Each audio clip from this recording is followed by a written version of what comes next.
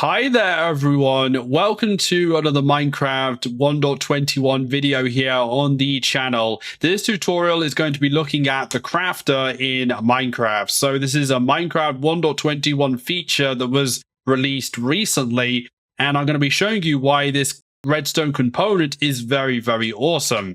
I'm going to be showing you how to make it, how to use it, how it functions, and I'm also going to show you a very basic application as well to have an auto crafter in your world.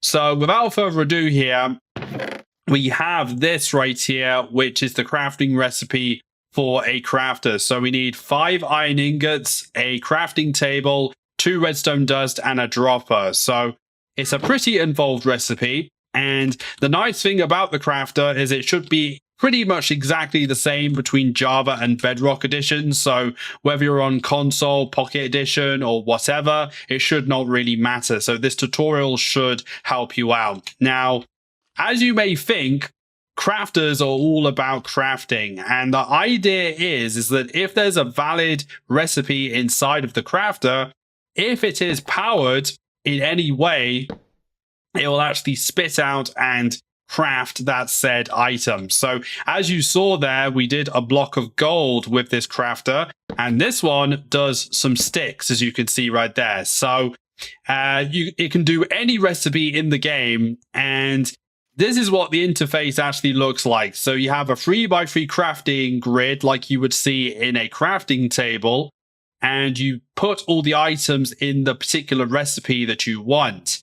And if it's a valid recipe, it should actually give you a preview of what actually will get crafted by the crafter.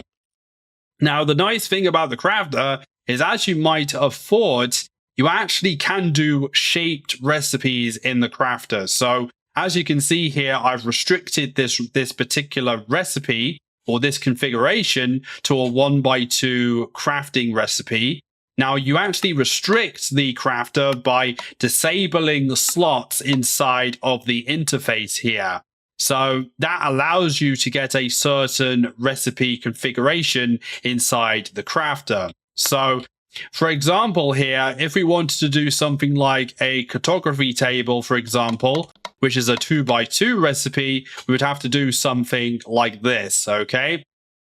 And if we wanted to do something like a pickaxe, we would have to do something like this in order to get a pickaxe recipe to be validated. Now, another very important thing about crafters is how items actually get put into them. So if you're using hoppers or droppers or anything like that that can actually transfer items into another block, what ends up happening is the items are placed in a row by row fashion. So it will start at the top row, it'll then go to the middle, and then go to the bottom like this. Now, if you end up restricting the crafting grid like this, it will just follow that area in a row by row fashion. So that's very important in order to do that. The reason why it's important is because what that essentially means is that you have to provide items to the crafter in the correct order if you have a very complicated recipe you're trying to do. Now, one main feature when it comes to the crafters is their relationship with comparators. So comparators actually analyze the contents of a crafter. So how this actually works here is a comparator actually looks at how many slots are being used up inside of the crafter. So that means if they're being used by items or disabled or anything like that.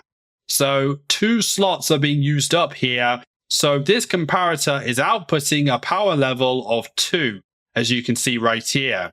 Now, if we actually disable some slots here, we are now using 6 slots. So now the comparator is outputting a power level of 6. So using the comparators like this for analysis of the crafter is very important. It's actually almost essential to do it this way, or actually include comparators alongside crafters to get anything advanced with them. Now, before we end off the video right here, I'm going to be showing you this very basic auto crafter, which does very basic recipes. And if you want to see more advanced auto crafters, let me know in the comments down below, and I may do a future video on those more advanced redstone machines for auto crafting. But I'm going to be showing you this one right here. So we have a crafter right here, which has a bunch of iron ingots here, because how this works is that this crafts blocks of iron. So how this works is that when this crafter is completely full, it should then generate a block of iron, okay? And it should work seamlessly and endlessly until the iron actually runs out. So how we've managed to get this to work here is we have a barrel with a hopper. We have this lever here, which is actually disabling this hopper for now so the items do not come through. And we also have a 3 long redstone wire actually attached to this crafter. Now, that's very important, especially with these comparators right here. So this comparator is actually able to analyze this crafter through this block, okay? So that is why this particular comparator is here. Now, what ends up happening here is, like I showed you a moment ago, this particular comparator will have a certain power level depending on how many slots are used up in the crafter. Now, if all of them are used up, this will have a power level of 9, okay?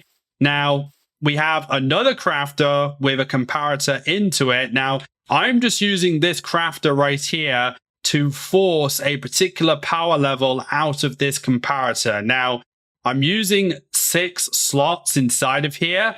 So this comparator has a power level of 6, okay? Now, the reason why that's important is because this comparator is in subtraction mode. And what that essentially means is that it will actually minus any power level going into it. So what ends up happening is when there's a power level of 9 here, there is 6 over here. So 9 minus 6 is 3. So what ends up happening is this entire line gets powered and the crafter gets triggered. So that is how it automatically, I guess, does a crafting action with the crafter when the crafter is full. So this is it being used right here. And as you can see, we have the blocks of iron being generated automatically, and this will keep on happening until the iron actually runs out. And that is the last block of iron right there. And as you can see, the crafter ends up stopping because there's no more items coming through the hopper or from the barrel. So it's a pretty nifty little design, and it kind of introduces you to auto crafters in Minecraft, and it does help with quite a few simple recipes. Alright everyone, thank you for watching this tutorial right here. If this did help you out, then a like, subscribe on the video would be very much appreciated, and make sure that you hit notification bell so you stay notified of any future videos here on the channel. If you want to follow my socials, they're on screen and in the description. And if there's any other tutorials you want me to do, let me know in the comments down below and I may do it for a future video. It could be just general tutorials, redstone, command blocks, that sort of thing. Let me know. I love actually teaching you guys some new things. See you guys in the next video. Stay happy and healthy as always, and bye-bye.